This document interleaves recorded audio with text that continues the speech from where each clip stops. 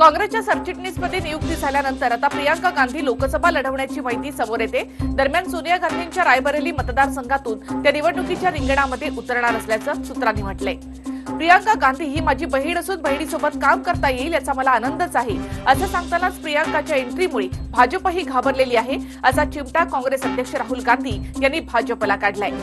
उत्तर प्रदेशला आम्हाला नवीन दिशेला न्यायचं असून त्यासाठीच प्रियांका गांधी आणि ज्योतिरादित्य सिंधिया यांच्यासारख्या तरुण नेत्यांना आम्ही जबाबदारी सोपवलेली आहे, असंही राहुल गांधींनी यावेळी सांगितलं।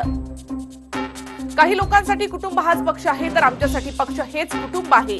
आमचा विरोध या काँग्रेसच्या संस्कृतीला आहे, असं मोदींनी भाजपच्या बूथ कार्यकर्त्यांशी संवाद साधताना सांगितलं।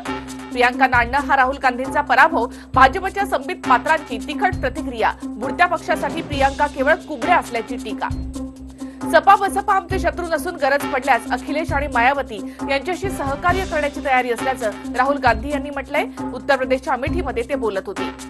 राहुल गांधी उत्तर प्रदेशच्या अमेठीमध्ये दाखल झाल्यानंतर भाजप किसान मोर्चाच्या कार्यकर्त्यांनी उग्र आंदोलन केलं।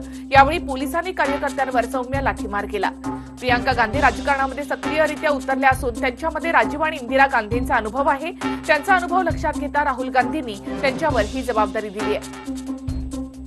काँग्रेसमध्ये कुटुंबवादालाच महत्व आहे। प्रियांका गांधी इंदिरा गांधींसारख्या दिसतात, मात्र तसा स्वभाव नाही, अशी टीका रामदास आठवले यांनी केली आहे। प्रियांका गांधींची पक्षामध्ये सरचिटणीसपदी नियुक्ती झाल्यानंतर दिल्लीमध्ये सुद्धा काँग्रेस कार्यकर्त्यांनी फटाके वाजवून जल्लोष साजरा केलाय। प्रियांका गांधी यांची पूर्व उत्तर प्रदेशच्या सरचिटणीसपदी नियुक्ती करण्यात आल्यानंतर उत्तर प्रदेशच्या रायबरेलीमध्ये काँग्रेस कार्यकर्त्यांनी फटाके फोडून आणि पेढे वाटून एकच जल्लोष केला। मुंब्रा औरंगाबाद इथून अटक करण्यात आलेल्या 9 संशयितांचा कुंभमेळ्यासारख्या गर्दीच्या ठिकाणी नदीच्या पाण्यामध्ये केमिकल मिसळून मोठा घातपात घडवण्याचा कट होता, अशी धक्कादायक माहिती एटीएसच्या तपासामधून समोर आली आहे। मराठा आरक्षणासंबंधी मागासवर्ग आयोगाचा संपूर्ण अहवाल सादर करा, मुंबई हायकोर्टाचे सरकारला आदेश, पुढील सुनावणी सोमवारी।